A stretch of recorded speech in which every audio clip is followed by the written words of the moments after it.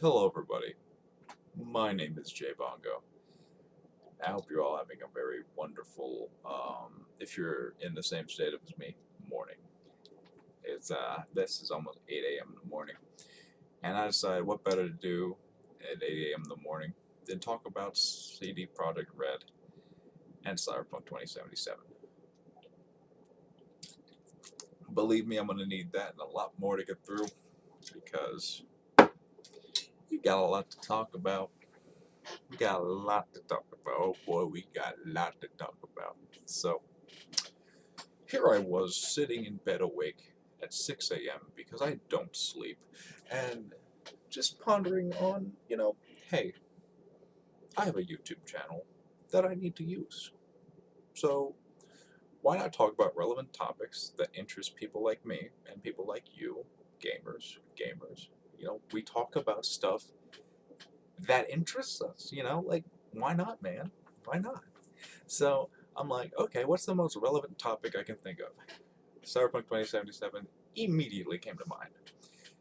Because, oh boy, there's just so much to cover. Like, if you guys want me to do this in depth, it's going to be a multi-part series because I can't possibly go through everything. There's so much to go over.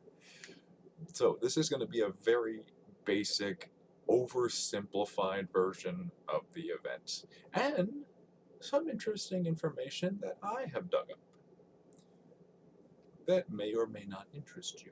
So, without further ado, let us begin. Now, who among you, raise your hands in the comments, was excited for 2077, Cyberpunk 2077? Who among you thought, hey, gee, this is taking a while to come out. Maybe by the time it's 2077, it'll be halfway done. I also thought that at some point. My friends had a wonderful time joking about that, and I loved the shit out of that every step of the way. But alas, we couldn't joke about that anymore because CDPR decided enough's enough. We're going to release Cyberpunk 2077, December 2020. And God help anyone that tries to stop us. And they fucking did it. They did it. They released it. Oh boy, everybody who made pre-orders for the game were just jazzed. Xbox One, PS4, foreshadowing, jazzed. PC, jazzed. Stadia, I don't know why. Stadia, crickets, because I don't know who the fuck uses the Stadia. So it comes out, and there are some immediate problems. Oh, I knew it. I fucking knew it. Huh, I knew it. Now, I want to just kind of bring this up. I don't hate CD Projekt Red, although I don't really like them that much after some of the stuff I learned. And I don't hate their games. I think their games are games. They work. Witcher was kind of interesting. A little bit. So, but I was looking forward to Cyberpunk 2077 because I happen to really like the cyberpunk genre. And so does another friend of mine who shall remain selectively anonymous whenever. But point is, he was also looking forward to this game despite not even liking CD Projekt Red. He doesn't like Witcher 3, and you could do not bring this up with him because he will go all fucking in on it. Like, I really do like when he goes in on stuff. No one else would be able to take that. No one else would. You have to be in the this kind of thing. You have to be in the group I'm in to understand all that. But I digress. He goes in on a lot of stuff with Witcher 3. A lot of good points he brings. He brings up a lot of good points. I'm one of those people that go, hey man, you should make a YouTube channel to talk about it. And he's like, nah. So I'm like, okay. But this point is, he was really looking forward to Cyberpunk 2077. I don't know if it was to give CDPR another chance or out of love for the genre or whatever, but mine was out of love for the genre mainly. And we were waiting for it. It came out, and he brings up on Discord, um, how much of a buggy fucking mess it was on PS4. He has PS4. Um, it is a buggy ass mess on PS4, Xbox One, some flavors of PC. Um, the Stadia, I actually haven't really heard that much from because who plays fucking Stadia, am I right? And yeah, those jokes will keep coming. And like, I was kind of like, well, I mean, come on, dude, calm down. It's day one. The day one patch hasn't come out yet. Day one patch comes out, still bad. Well, in terms of bugs and glitches. And I don't think anyone really should deny that on Xbox One and PS4, that's pretty bad because during development, the developer like this was announced 2012. This game has been in development for 8 years, right? So the PS4 and the Xbox One were in mind. Like this game was made with these two consoles in mind, and they still look like. I'm gonna be honest with you. It looks like GTA San Andreas in a cyberpunk setting. It looks like that. It looks like San Andreas. You pull up a picture of San Andreas. Go on your Google. Go on your Google right now. Go on Google Images. Open two tabs. Close the other one. And like, go look up a picture of San Andreas, like some cityscape character, whatever, and pull up some images on Cyberpunk 2077 on Xbox One or PS4. You'll find a lot of memes too, because it's that bad. It looks that bad. And this is coming from somebody who doesn't really give a shit if your game looks like the old-fashioned Baldur's Gate games or the old-fashioned Bard's Tale games. I mean the ones you have to type in your actions to look at. And like the pixels and all that. I don't mind pixels. And I can acknowledge that that looks like shit. It looks like shit. Um, as far as what I've seen on the PC end of things, people have encountered frame rate issues, but at the same time, seeing the finished product, I can kind of judge the story is okay. The graphics look great. When you get a system that can play those graphics, I have not seen this game on Ultra yet, and I bet it looks fantastic on Ultra. I bet it runs great on a system that it can run great on, like a very, very high-end PC. Um, I haven't really heard about the Xbox Series S or Xbox Series X and the PS5 yet, because I think PS5 and Xbox Series X on like backwards compatibility mode can run it okay. But I digress. This is about the issue of like there's a lot of bugs on release. It doesn't look anything like they promised on the trailers. So there's a lie right there. There's a lie right there. It did not look anything like it should have on the trailers. And I'm not talking about the really high-end cinematics. I'm talking about like the gameplay stuff they showed. It did not look like that for the most part. Um, so yeah, those are the obvious issues with it. And because of all of this, the backlash of all of this is, well, first the good news, they got like $8 million worth of pre-order sales for this game.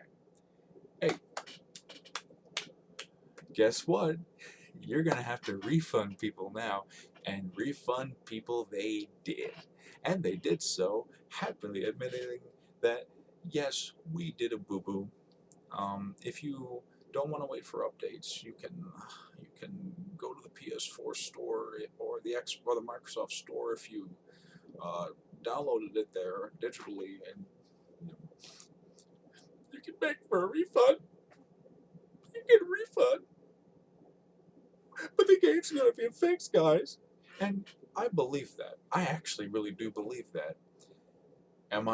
Is it gonna be 2077 before it gets fixed, CDPR? um, but no, I believe it's gonna get fixed. And my friend's also kind of holding out hope for like if this gets fixed, then maybe it'll work. But yeah, he was really pissed about that. I got a lot of friends were really excited for this, and they're really pissed that they can't play it on their old consoles. And I'm really pissed. I'm not really, actually that pissed. I was kind of going to wait on it anyways, because here's what I don't do, and here's what you shouldn't do either. Don't buy a game on launch day. Don't buy a game on launch day. If you pre-order a game and you get it, great. Don't play it when you get it. Wait. Just wait, because you'll be better off for it. Wait for their day one patch to get out. Wait for their hot fixes to get out. Just wait. You've waited long enough. You've waited this long. Waited this long. You can wait a little bit more to play it. All right, and you might not want to, and fine. Completely ignore my advice and go for it. But I'm just telling you right now, you're going to spare yourself a lot of heartache if you just wait.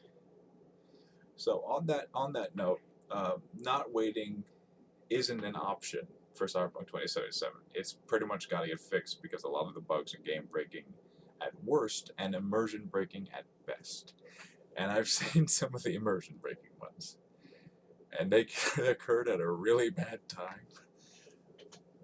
I'm not going to say which because I don't want to spoil anything. And here's one thing about that is it kind of shows really like how much a company can get away with on a product if you put a lot of hype behind it. Think about it. This game has been hyped up for 8 years. From 2012 or 2013 when it was announced to now. That's pretty big for a game that, had pretty much minimal footage until like a certain amount of years. That's pretty big. But they almost got away with what they released on console and stuff, and it's just a little silly. I don't know. It's just a little silly. It's not really something I can get mad at because looking at some other products through the game industry, I still think we could have gotten a lot worse, to be completely honest with you. Yeah, still bad, but yeah, we could have gotten a lot worse. It's certainly no ET the game. It's not crashing the game industry or anything. The game industry is already fucked, but it's not crashing anything. So, just to kind of center my thoughts a little bit, I want to kind of talk about an issue with the game that I've only seen one article bring up. I've only seen one article bring this up. So, there is an element of cultural appropriation that CDPR added in Cyberpunk 2077. And now this isn't some, like, for people like, oh, SJW. No. Okay, first of all, SJ Barbarian. Second of all, no. This is bringing up a fact. Now, how many of you are familiar with Maori culture? And I'm certainly not, so I'm not judging you. But someone in CDPR doing the designs for tattoos and character customization in the game had to have been somewhat familiar with it because they added a tamoko in character customization. Now, for those of you who don't know, and I did sell a little bit of light research on it, I'm not fully in, I don't know the specifics, but a tamoko is like a tattoo, a Maori tattoo that you get on your face, a Maori, like, person gets on their face. It's a cultural tattoo. It has cultural significance to the Maori people, and it can mean a variety of things in their culture.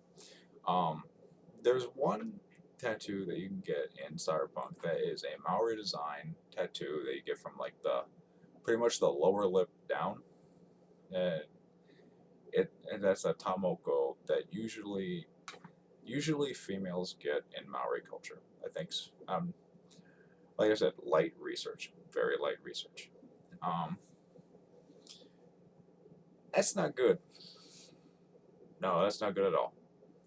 But what's also not good, and what I thought wasn't really good, is that not a lot of people brought this up because there's almost no element of Maori culture outside of this outside of that, in the over 40 or 50 hours of gameplay in Cyberpunk 2077, there's nothing.